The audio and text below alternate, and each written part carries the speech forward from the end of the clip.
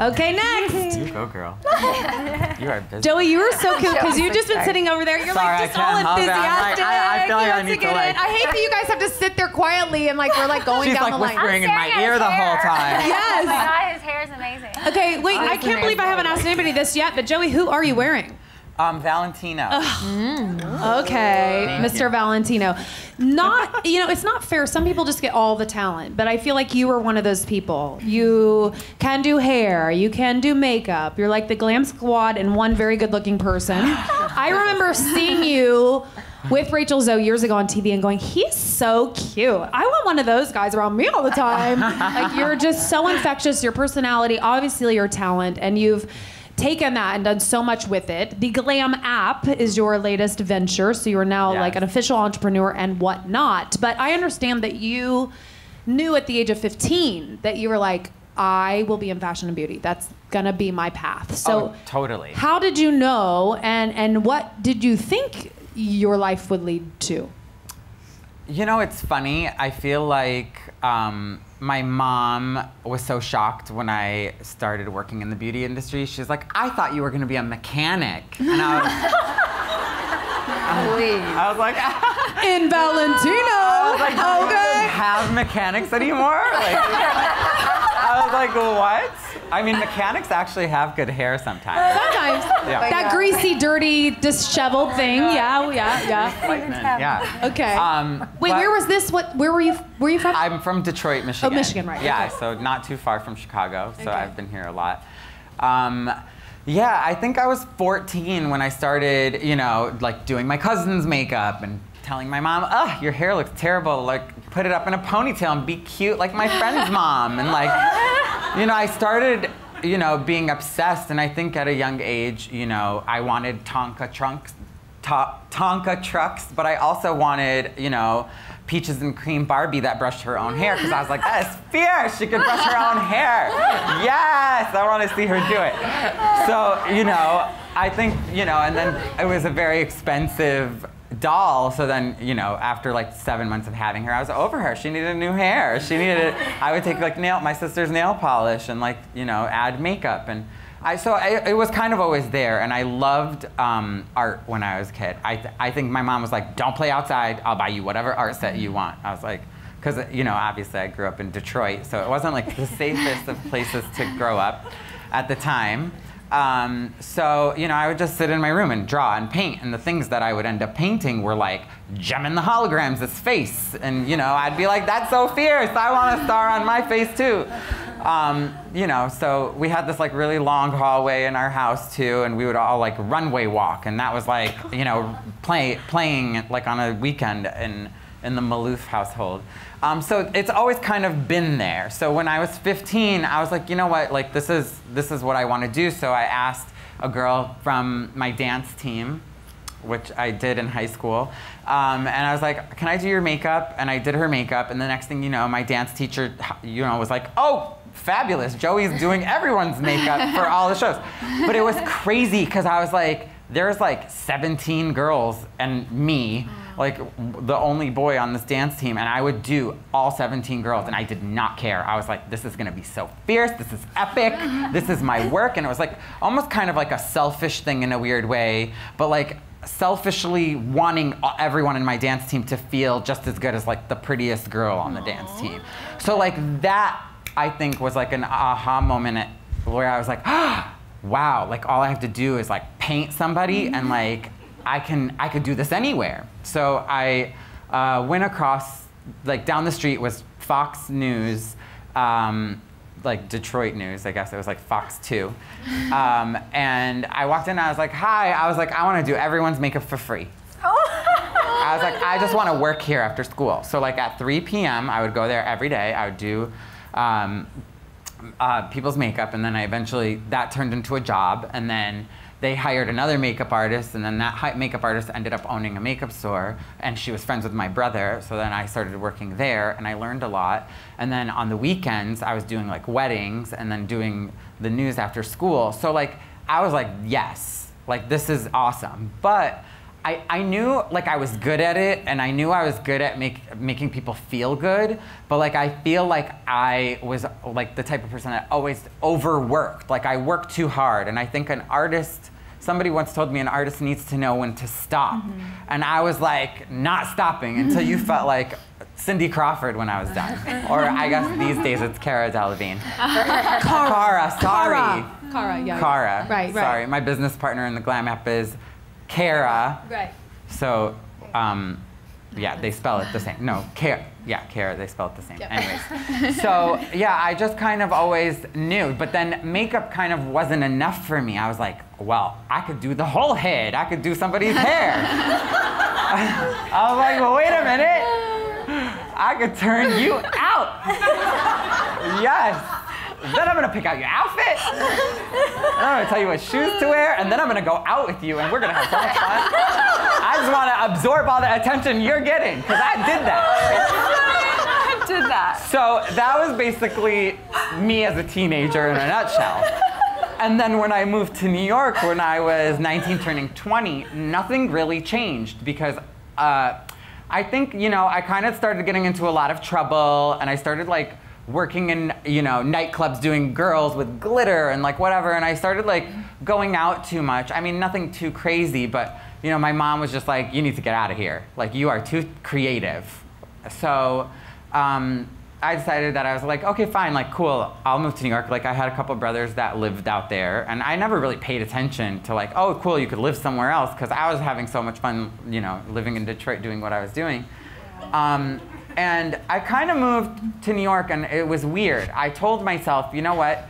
Pretend you've never learned anything when you get there, because I had never lived there. I don't know what the people are like. To me, it was another planet, because I was so sheltered as a child, you know, painting and drawing and, you know, figuring out what I wanted to do, dancing, you know, because I kind of went back and forth with, oh, maybe makeup and hair was what I'm good at now, but maybe that will change. And it's very Libra of me to like be like, I am good at everything that I try to do, so what do I want to do?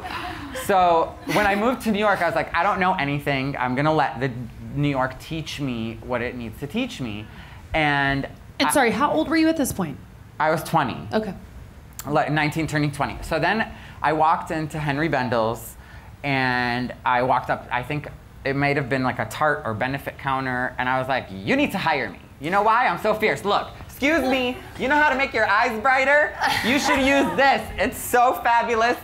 So like, you know, I was just, I was funny because I was shy at times. Like if you gave me attention, I was shy at first, but if you allowed me to just like be myself, it would just turn on when it needed to. And they hired me on the spot. I mean, I think I was making an insane amount of money hourly. On the 4th day that I worked there, in the same week, it was like the same week they gave me the job, somebody came in and I did her makeup, and she was like, oh my God, like, I look J-Lo the house down. Like, where are you from? And I was like, I'm from Detroit, girl. You know that Scott Barnes palette is my everything. I was like, you know that high yellow highlighter thing right there in the middle is the most amazing highlighter I've ever used in my life. I don't even think he has that same product. I think the Body Blink still exists. But anyways, it was the business back then. And she was like, oh my God, I'm an agent at Magnet, which was owned by different people at the time, but it still exists. And she was like, I'd love to see your work, whatever, here's my card. Because she was like, do you have a book? And I was like, yes! 4 days, 4 days old. Mm-hmm. So I went back, and my brother is really smart. He has his master's in psychology and human behavior. And I went back and I was like, I need you to help me put together a really smart email. But it was funny because I had never asked for advice before, like, you know, but then I started realizing, oh my God, my brother is so smart. Like, he could help me write an email saying, you know, I just moved here and I don't have a book, but I would blah, blah, blah. So he, you know, asking for help, I think, was something I had never done before, and instinctually I did it. And I think that was another moment where I was like, oh my God, like, my brother is a resource, or, you know, like, and you start realizing there's like all these resources around you. And, you know, people want to help you because, you know, obviously if they don't want to help you, then, you know, you shouldn't probably be around them. I mean, unless they're your family. Sometimes. Then, girl, make a lot of money and use it for therapy to get through that. It helps. But yeah, my brother George helped me write this like a very short, sweet email like, hi, I just moved here fresh out of Michigan. I actually think we have a mutual friend, blah, blah, blah. You know, I would love to assist any of your artists. The next day, I was supposed to go back into Bendel's, and she called me. She had her assistant call me, and she's like, hi, I have a makeup artist, Paul Starr, who's no longer with us, God rest his soul, was doing a Victoria's Secret fashion show, like a charity fashion show. And she's like, can you go there and do makeup and be one of the assistants? I was like, I will be there. And like, I was so excited. I didn't even change. I think I was wearing like brown Adidas pants that had the snaps and a gray wife beater and flip-flops. I mean, fresh out of Detroit. Like, I don't even, and I actually was one of those people that cared about what I was wearing, but you know, I was like, I'm running. I don't care. Run. And I didn't, I called Henry Bendel's and I was like, I'm sorry, I'm never coming back in. I literally just left the most unprofessional message. Like, I literally said something like, sorry, I'm never coming back in. And I went there, and it's funny because I just showed up and I felt like, you know, I started talking to a model and we started hanging out and we started taking selfies. And it was Carolina Kurkova. So I was like, you know, dying, trying to pretend like I am the most professional makeup artist she has ever met in her life. And then Paul Starr kind of recognized that, and he was the head makeup artist. So he came up to us and he's like, why don't you guys come over on my side? Like, why are you guys having all the fun? And you know, I was just, I don't even know if I was 100% myself. I didn't even know myself at that time. But what I knew that I was like being fun. I was bringing something to the table. I was being me. I was being me, like whoever I was at that time. And you know, it kind of grabbed his attention. And I remember maybe a couple days later, the agency called me. They were like, oh my God, he's raving about you. Then he personally left me a message. Then maybe so this is like a month into me being in New York, I get a call from the agency saying, hey, you know, we represent this new stylist. I don't know if you've ever heard of her before. Her name is Rachel Zoe. And I was like, I don't know who that is. I was like, is she fun? My question was, is she fun? And they're like, you're gonna get along with her great. And so and it was like a last minute thing. So they hired me to do her makeup. So I show up to her hotel room, and it was at the 60 Thompson Hotel in New York City. And she answers the door, and it's just her in the room. She had gigantic, like bronzy, beachy hair, but it was like she just washed it, and like it was so gorgeous, and it was like her natural wave. And then she's like, oh my God, hi. You want coffee? Do you want coffee? And I was like, yeah. And then I just remember us like laughing because I'm gonna Snapchat now. I think, you know, it's so funny. And her and I tell each other this story all the time randomly because it's like, it's so fun to remember like how you met somebody who ended up becoming your best friend. And like, we're just having coffee, I'm doing her makeup, and she's like, oh my God, my makeup looks gorgeous, but my hairdresser didn't show up. And I was like, well, do you want to call the agency? So she calls the agency, and they're like, oh my God, sorry. Like, he was like, I don't know what happened. We can't get a hold of him. So I was like, oh girl, I got you. She's like, did you bring hair stuff? And I was like, no. I was like, let's go to your bathroom and see what you got. And like, this is so like, you know, Joey of all trades is what she started calling me after this. Mm-hmm. I went into her bathroom and I found a bottle of lotion, a comb, and the hair dryer that was stuck to the wall. And she's standing in the mirror, and I was taking myself so seriously that I think she was just going with it because, of course, like she's had her hair done at that time by like Serge Normand and all the most amazing, talented hairstylists in the universe. And I'm like doing it, and then I did one piece, and I think I took the comb and I blow dried it, and then I put lotion in it. And she's like, oh my God, you're like sculpting my hair. And we're like, you know, and we're like laughing at the same time because like, if there's something we're both good at is laughing at ourselves. Oh my God. After that, I don't even think I heard from the agency. I mean, obviously I did because I had a relationship with them still, but she text messaged me that night and was like, oh my God, I look like I'm so happy with the way I look. Like, you sewed me into my dress, like you like are good at everything, blah, blah, blah. So then she lived in LA and I lived in New York, and she would come out, you know, like 2 weeks out of every month. So, you know, we gained this relationship, which was amazing. And, you know, I think when I first fell in love, I mean, I fell in love with her at first sight, but when I first fell in love with her, she text messaged me a week after I had seen her in New York. She's like, oh my God. I'm like, she was like on a tropical island. I'm not sure which one it was. She's like, I'm on a tropical island. And she was with like a huge male celebrity, and they were doing like a Stephen Klein shoot. And she's like, oh man, I'm laying out and I'm still wearing the lashes you put on me. And I was dying. I was like, oh my God, you're going to get an eye infection. Like, you know, but like, she's just like, oh my God, I love it. She's like, no way, they still look so gorgeous, like whatever. And you know, like probably 2 years later, I walked onto the set of her brand new show. It was like their 3rd day of filming, and she's like, oh my God, by the way, you're gonna be on this, you're gonna be amazing. And I was like, cool, because it was just like us being ourselves. Like, you know, it was really important to her that nothing changed. And, you know, I think that we're still the same people. I'm still like sculpting her hair in the mirror while like we're dying laughing, trying to abbreviate another word, you know, holding 2 kids now. So, yeah, I don't know. I just feel like, and you know, there was so much other stuff going on outside of my relationship with her, but, you know, it's so fun to be up here and in front of all of you and remember how grateful I am for that experience, to know that, like, you know, my fairy fashion godmother like walked into my life and was like, and like had my back from day one, you know?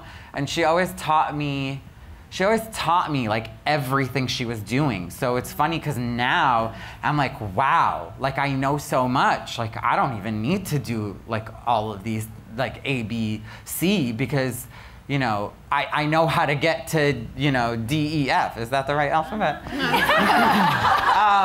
We'll call your brother. He can help. Exactly. Yeah, no, so it's just funny because, you know, at the end of the day, I could have walked in there and been like, oh, I'm only a makeup artist.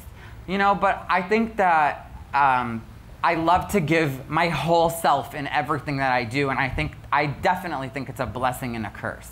But I think when you're very passionate about, I think you automatically know when you're passionate about something, because your whole body like just does it, you know? Like you do it with your whole body. Your like brain is not thinking, you're just doing, you know, you're creating, you're providing a service or creating a moment, or, you know, like I just think, you know, whether you're styling your outfit head to toe on a white background, looking so fabulous, giving people what they want, you know, or like with me, like I'm a paint as you go kind of person. I'm not the type of person that's like, let's strategically do this. I can outline, but I can't be very specific because I like to create as I go. I like to see whatever comes out. You know, I've tried to prepare speeches in the past, and I'm just not fun. Like, I'm not having fun, so I can't imagine anyone's having fun listening to it. So, you know, Joey, think, yes. You do understand that I have not asked you a single question.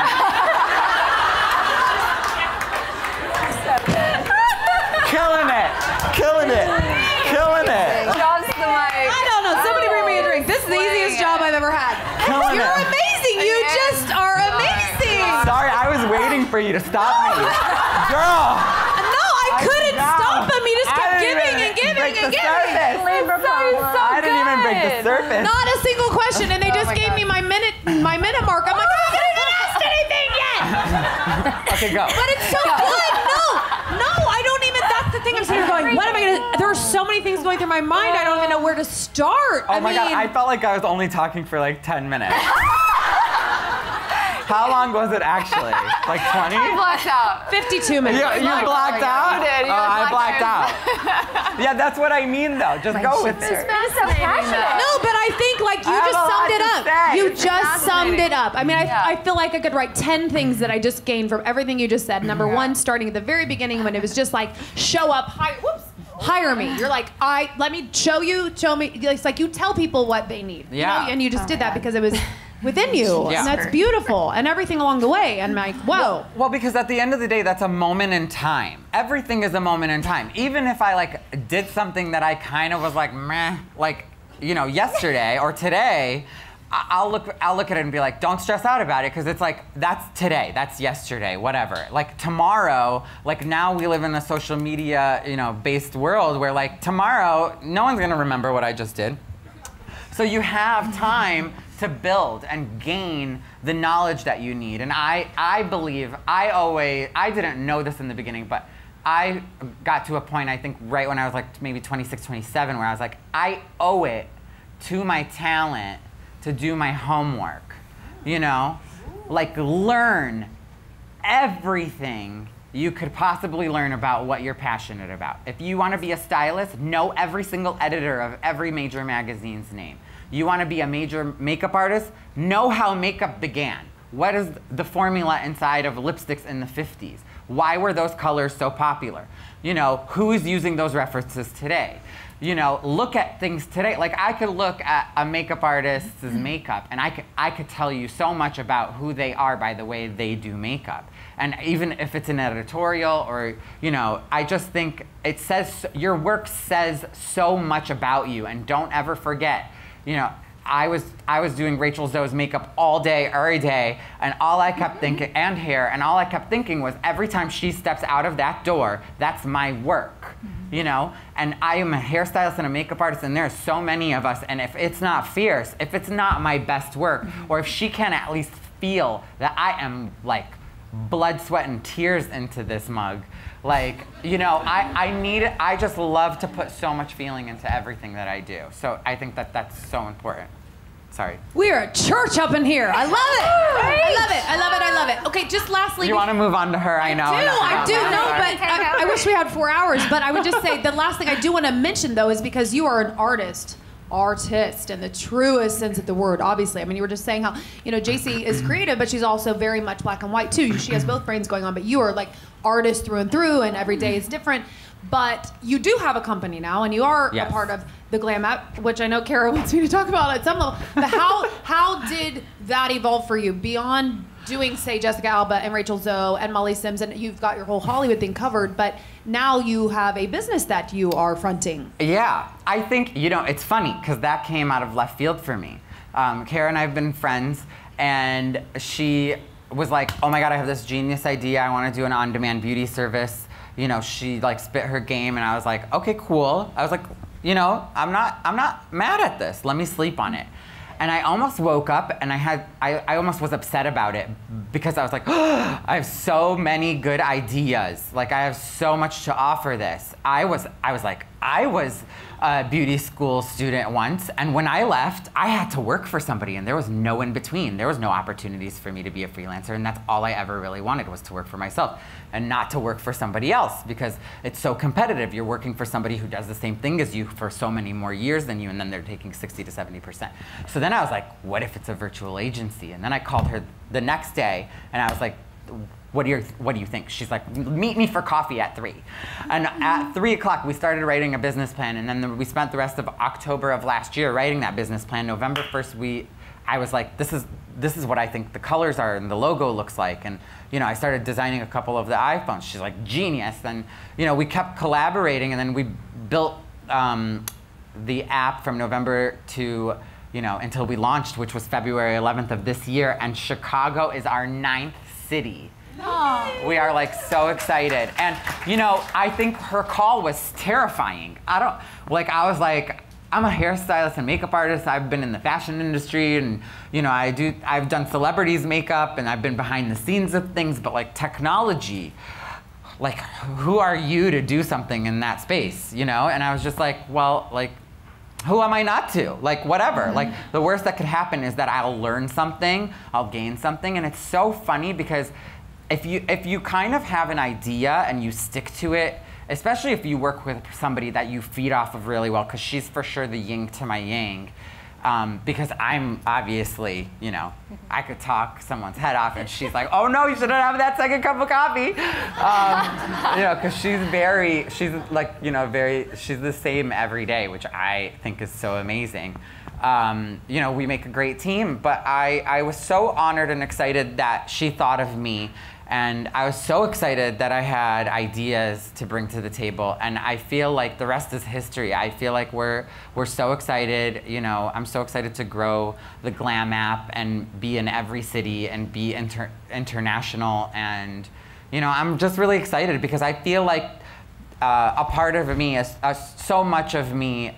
And the beginning of my career is a part of the Glam App as well. You know, it's just like, wow, like to give people the opportunity to work for, you know, themselves via the app as the virtual agency, and, you know, allow them to just kind of build their clientele and, you know, just do them, you know? I feel like it's all about doing you right now. And I think that it's so exciting to be able to give that on such a wide scale. Thanks.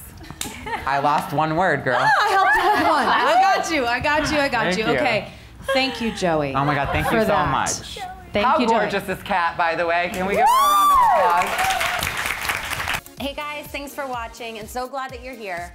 You could just take a moment and subscribe to our channel. You can do it by clicking here, over here, over here, or wherever that subscribe button is. Just click it. You'll get everything directly sent to you, first to know of all things Simply Stylist. Thank you so much, and if you don't, this dog is coming after you.